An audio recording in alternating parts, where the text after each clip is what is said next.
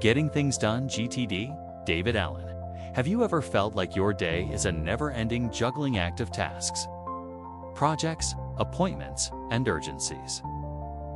Then take a deep breath and join me, because in this GTD book summary, based on Getting Things Done by David Allen, you will have a transformative listening experience to learn how to master the GTD method.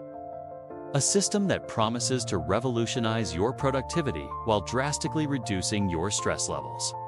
If you want to discover how to clear your mind, focus on what truly matters, and regain control of your routine in a light and efficient way, make sure to subscribe to the channel and leave your like, because here you optimize your knowledge to live your best version. David Allen shows us that people's biggest problem is not the number of tasks they have, but how they try to manage everything in their heads. Our brain, he says, is great for thinking, but terrible for remembering.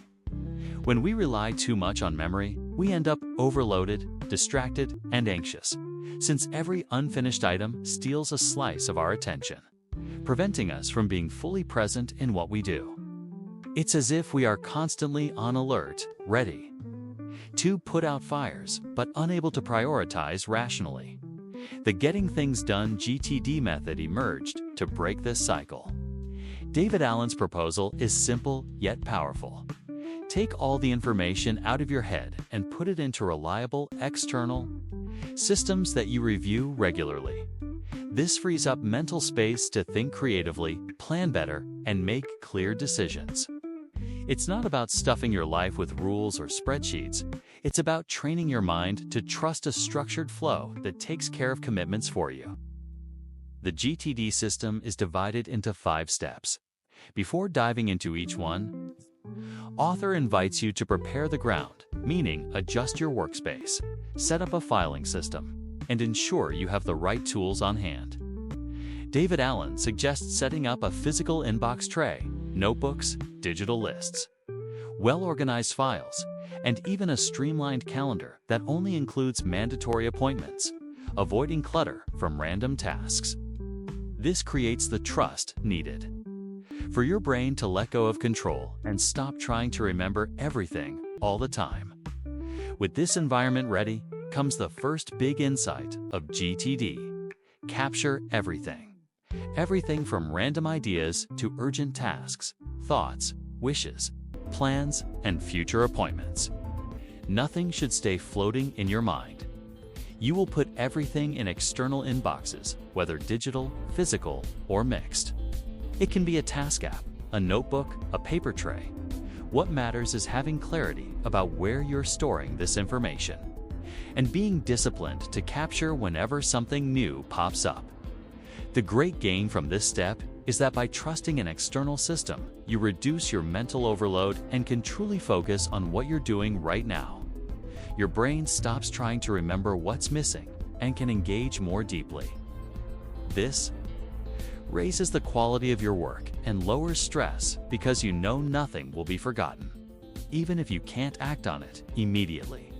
And it's worth highlighting, capturing does not mean resolving immediately. Many people get discouraged because they think they will have to decide what to do with every task right away. But that's not the case. GTD separates the moment of capture from the moment of processing. During the capture phase, your only focus is to get the information out of your head and into the system. Later, in another moment, you come back to process each item. This detail makes all the difference so you don't interrupt your workflow every time a new demand appears. David Allen often says that in GTD, you transform a chaotic whirlwind into a reliable system, one that works like an extension of your brain, only much more organized. With this first step well implemented, you already start to feel relief and clarity, because you know where to find your pending items and can prioritize more intelligently. Optimized insights from this section. Your brain is great for thinking, but not for remembering. Trusting an external system reduces stress. Capturing everything removes mental overload. Separating collection from processing increases productivity. Clarity builds confidence and frees up your creativity. So, if you really want to master the GTD method, Start thinking now about what your capture system will be. It could be a notebook, an app, or a physical folder. What matters is starting today to train your brain to trust that it doesn't have to store everything alone. And don't forget, if you haven't yet subscribed or left your like, do it. Now, to keep receiving optimized book summaries that will turbocharge your productivity without stress. If in the first part of our GTD book summary, you understood the importance of capturing everything and freeing your mind to focus on the present. Now let's move on to the practical preparation of the environment and the first 2 steps of the Getting Things Done method in an applied way. According to David Allen, before diving into the workflow, it is essential to build an organized and functional workspace. This doesn't have to be fancy, but it must be practical and trustworthy. You'll need a clutter-free desk, a physical inbox tray, a filing system with labeled folders, basic office materials, and integrated digital devices like your smartphone, tablet, and computer. This environment creates the trust needed for your brain to unload tasks and ideas without fear of losing anything.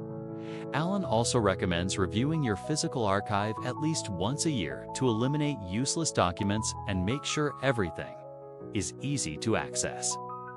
Having a physical and digital structure working in harmony helps keep your system alive and up to date, without overloading just the technology or just paper. With this environment ready, you can move forward with the practical execution of the 5 steps of GTD. The first step, as we saw, is capture. Now, the second step is clarify.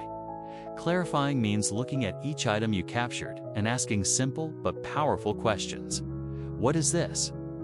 Do I need to do something about it? Is it actionable or not? If it isn't, discard it, archive it as reference, or place it on a someday maybe list. If it is actionable, ask what the desired outcome is and what the next concrete action is to achieve it. This habit of identifying the next action right away prevents your task list from becoming a dumping ground of vague, contextless things. David Allen draws attention to the limbo of traditional task lists, where people write down by shoes or plan an event without defining the real next step. GTD does not tolerate these holes. You need to ask yourself, what is the next physical, visible action? For example, instead of plan a trip, the action would be research flights to Boston. The clearer the next actions, the less anxiety you feel, and the easier it is to act. After capturing and clarifying, the next step is organize, which we will dive into in the next section. For now, it's important to understand that the capture and clarify steps are the most responsible for relieving mental overload. When your mind sees that there is a reliable place to put demands and that everything is processed clearly, there is peace of mind to concentrate on what matters without fear of forgetting the rest. David Allen also points out that this process cannot be occasional, it must become a constant habit. There's no point capturing everything today and stopping tomorrow. Your trust in the system depends on keeping your inboxes up to date, doing weekly reviews, and clarifying all items so they don't pile up into mental clutter. This is what sets GTD apart from a simple notebook. It is a living system, breathing alongside your real life. Optimized insights from this section organize a functional workspace to support GTD capturing without processing. Causes clutter and overload. Asking what the next concrete action is prevents procrastination. Clarity reduces anxiety and improves decision-making. Consistent reviews keep the system trustworthy. Now Reflect is your desk, your folders, and your phone ready to receive this flow. If not, start today to build your space and apply these ideas. In the next section, we'll explore the steps of organizing, reviewing, and engaging, so you can reach the highest level of productivity with lightness and confidence. Let's dive even deeper into the Getting Things Done method in this transformative listening experience, understanding how to organize, review, and engage with your tasks in a practical and sustainable way. After capturing everything and clarifying each item, we move on to the third step, Organize. This step consists of giving a clear destination to each identified action.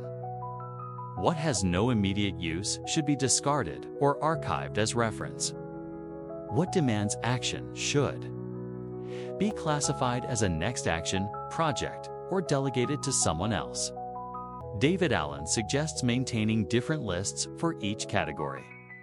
For example, a list of projects, any result requiring more than one step. A list of next actions, simple tasks you can do now, and a waiting list for things delegated to others. The calendar, according to Allen, should only contain real appointments with defined dates and times. This prevents your calendar from being overloaded with floating tasks and ensures that when you look at it, you only see relevant and mandatory information. Another key point in GTD is the so-called someday maybe list, where you store ideas and wishes that you won't execute now but want to keep alive.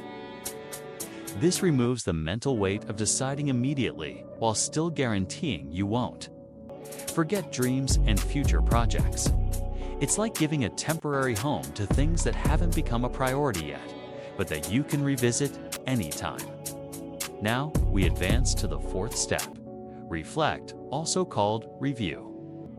This step is the key for the entire system to work, because without reflection, your brain goes back to distrusting the method and tries to hold information again. Allen recommends the weekly review, a fixed time to empty your inboxes. Check all your lists, review your calendar, update projects, and ensure everything is on your radar. This practice prevents hidden tasks from piling up and brings back the trust that your system is complete and up to date. The review also brings clarity about priorities and allows you to adjust plans. Many people lose productivity because they leave their system outdated and then return to improvisation and stress. GTD only works if trust in the flow is kept alive, and the weekly review is the biggest pillar of that trust. Finally, the fifth step, engage. This is the moment to act, to choose what to do right now. David Allen proposes for criteria to select the right action, the context where you are and what tools you have available. The time available, how much free time you have, the energy available, what level of effort you can dedicate at that moment, and the priority, what is most relevant according to your goals. These four filters help you make decisions without guilt or paralysis because they create an objective criterion for choosing. This way, you stop being stuck in what should I be doing and start asking what makes the most sense to do now, given the conditions. This simple mental shift eliminates a lot of stress and increases productivity without burnout. By the way, if you haven't yet left your like or subscribed, take this moment to do it, because that helps me deliver this GTD book summary to even more people who want to evolve and live with more clarity and productivity. Optimized insights from this section, organizing tasks in specific lists brings clarity. The weekly review keeps the system alive and trustworthy. Someday maybe lists prevent unnecessary mental weight. Objective criteria. To engage help, you decide without guilt. GTD only works with consistency and habit. Think now. Which of these steps do you already do intuitively, and which ones still need to be developed? This awareness will be fundamental for applying getting things done in practice and achieving consistent results. We have reached the moment to tie together everything we have learned so far in this listening experience about stress-free productivity. Based on the GTD method by David Allen, after understanding how to capture, clarify, organize, reflect, and engage with your tasks, now it's time to think about how to keep this system alive and functional over time. GTD is not a project that ends, but rather a lifestyle that evolves with you. This means reviewing whenever something changes, adapting your list flows, trying out new tools if you feel the need, and especially continuing to trust that your mind does not have to store everything alone. David Allen reminds us that true productivity does not mean being busy all the time, but rather putting energy into the right things, at the right time, with clarity and without mental weight. This is only possible if you align the method with your life, values, and purpose.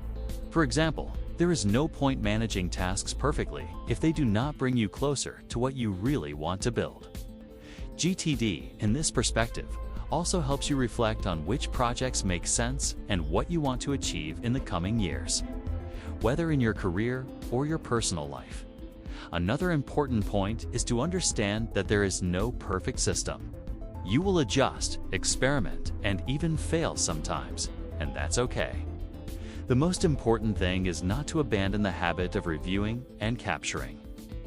These two habits, if kept consistently, ensure that everything else flows more naturally. Allen strongly emphasizes the weekly review as the sacred moment of GTD because it helps you regain the big picture of your life, clean up pending tasks, reorganize priorities, and prepare to act without distractions.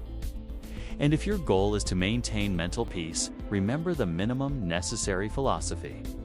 Don't overload your task lists with unrealistic expectations or fill up your calendar with commitments beyond your real energy. Learn to say no. To filter, to protect your attention. That is also part of a sustainable productivity system. Optimized insights from this section. GTD is a lifestyle. Not just a method. Constant review maintains trust in the system. Clarity about your values guides good choices.